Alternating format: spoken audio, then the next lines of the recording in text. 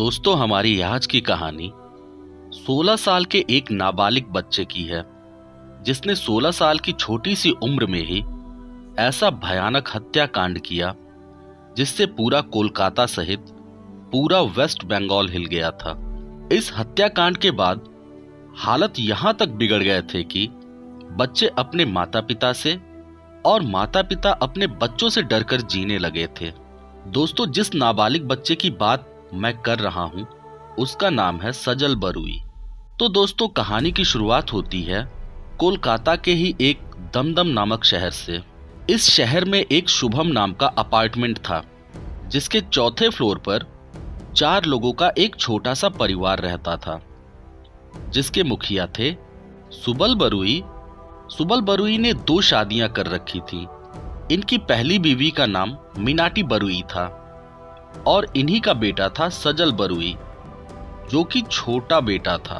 वहीं दूसरी ओर सुबल बरुई के दूसरी पत्नी का नाम था नियोती बरुई, जिनके बेटे का नाम था काजल बरुई और काजल बरुई बड़ा बेटा था। यहाँ समझने वाली बात यह है दोस्तों कि पहली बीवी का बेटा छोटा और दूसरी बीवी का बेटा बड़ा था। सुबल बरुई, जिनको दूसरी बीवी से पहले ही एक बेटा हो चुका था, उन्होंने अपनी पहली पत्नी के बेटा होने यानी सजल बरुई के पैदा होने के बाद पहली पत्नी को छोड़ दिया और दूसरी बीवी के साथ ही रहने लगे। धीरे धीरे समय बीता और पहली पत्नी का बेटा यानी सजल बरुई 8 साल का हो गया। तब उसके पिता सुबल बरुई एक दिन वहां आए और जबरदस्ती सजल को अपने साथ लेकर शुभम अपार्टमेंट में आ गए। सजल एक मासूम सा बच्चा था जो अपनी माँ के लिए रोता रहता था और इतना ही समझ पाता था कि अभी वो जिस औरत के साथ रह रहा है वो उसकी माँ नहीं है। समय बीतता गया और सजल होशियार होता गया। सजल को अब सारी बातें समझ आने लगी थी। किस तरह उसके पिता ने उसकी माँ के साथ अन्याय कर किसी और औरत के साथ शादी करके उसकी माँ की जिंदगी खराब कर दी और उन्हें उनका हक भी नहीं दिया और जबरदस्ती मुझे भी मेरी माँ से दूर कर दिया। सजल बहुत रोता था और अपनी माँ को याद किया करता था। सजल के अनुसार सजल की सौतेली माँ और भाई मिलके उसे बहुत परेशान किया करते थे और उसे सिगरेट एवं कपड़े वाले प्रेस से जलाया करते थे। इन सब हरकतों से सजल धीरे धीरे अंतर्मुखी होता गया और उसके अंदर बदला लेने की भावना तीव्र होने लगी। उसके पिता भी उसके साथ हो रहे अत्याचार पर कुछ नहीं बोला करते थे।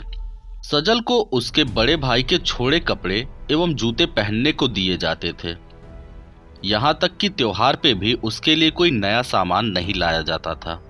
इन्हीं सब के बीच में सजल की उम्र 16 वर्ष की हो चुकी थी और वो हाई स्कूल में पढ़ रहा था।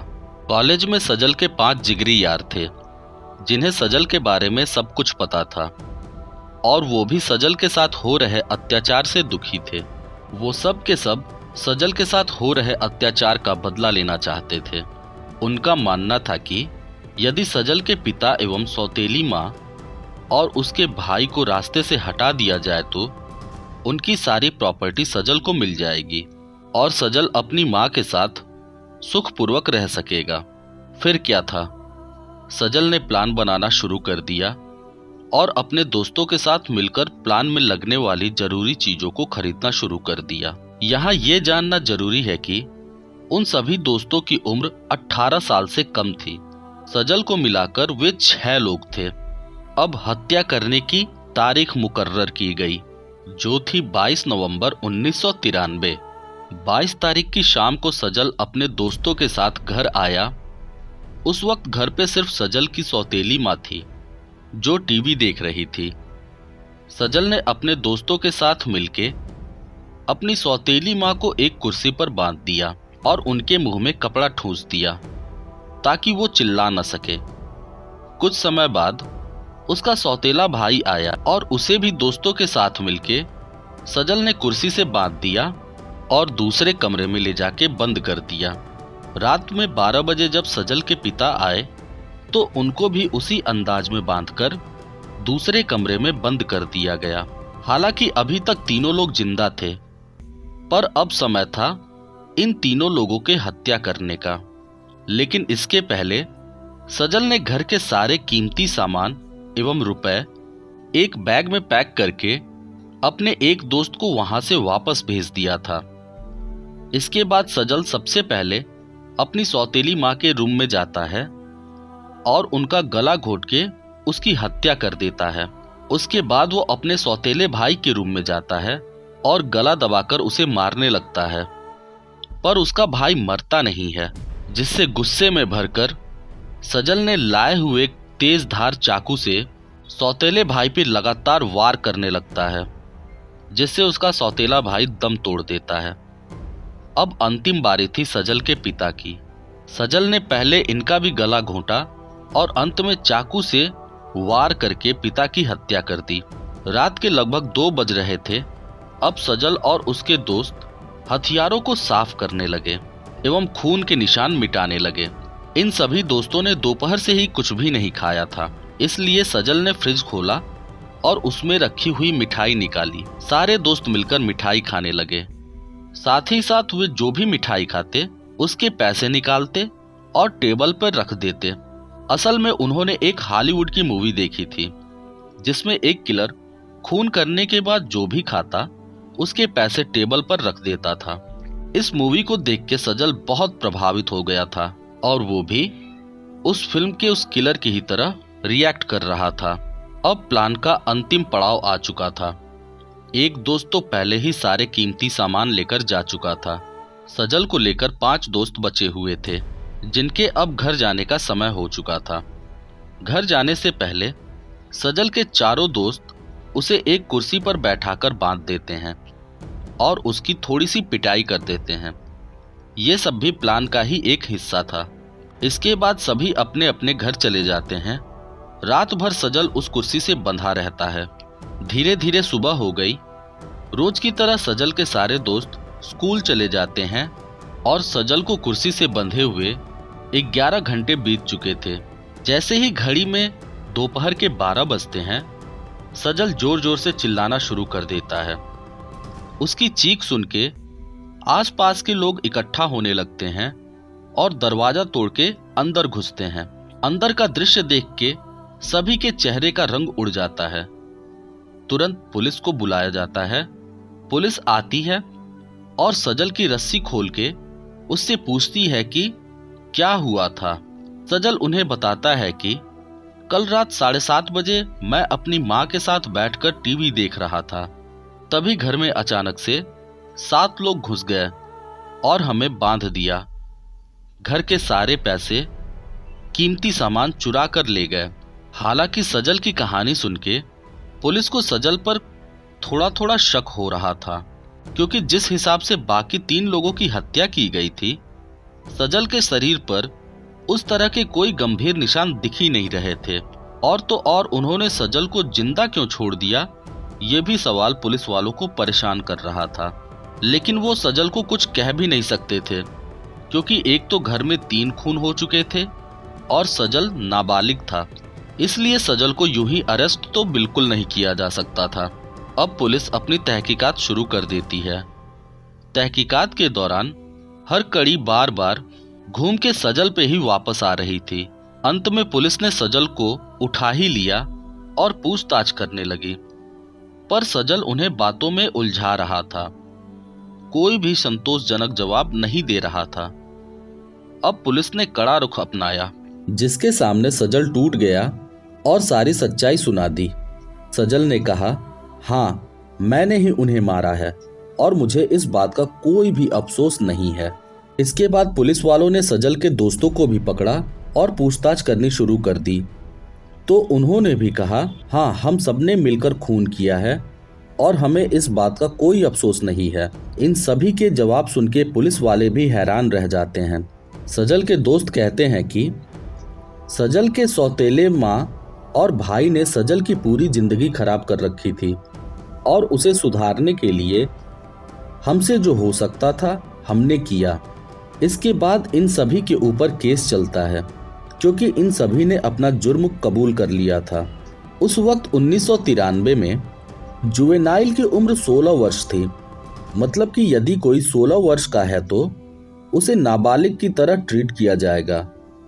चूंकि सजल की उम्र उस वक्त 16 साल 11 महीने और 7 दिन की थी, इसलिए उस पर एक एडल्ट की तरह सुनवाई हुई। बाद में 2000 में कोर्ट ने जुवेनाइल की उम्र 16 से बढ़ा के 18 साल कर दी थी। इधर सजल के द्वारा की गई इस घटना ने पूरे कोलकाता को हिलाकर रख दिया था। खैर, कोर्ट के द्वारा मौत की सजा दिए जाने के बाद सजल को अलीपुर सेंट्रल जेल भेज दिया गया। फिर यह मामला कलकत्ता के हाई कोर्ट में चला और 1997 में आए फैसले में कोर्ट ने सजल को उम्र कैद की सजा सुनाई। इसके बाद सजल को दमदम सेंट्रल जेल में भेज दिया गया, जहां सन 2000 में कुछ दिक्कतों की वजह से सजल को मिदनापुर सेंट्रल जेल में शिफ्ट कर दिया गया। सन 2001 में सजल ने जेल में ही बताया कि उसके सीने में बहुत जोरों का दर्द हो रहा है एवं उसे ठीक से सांस नहीं आ रही है, जिसके बाद सजल को कोलकाता नेशनल मेडिकल कॉलेज में भर्ती कराया गया। 2 कांस्टेबल सजल पर नजर रख रहे थे। 15 सितंबर 2001 को हॉस्पिटल में ही सजल ने अपने दोस्तों से शराब मंगाया, जिसे वो खुद भी पीता है एवं पुलिस वालों को भी पिलाता है।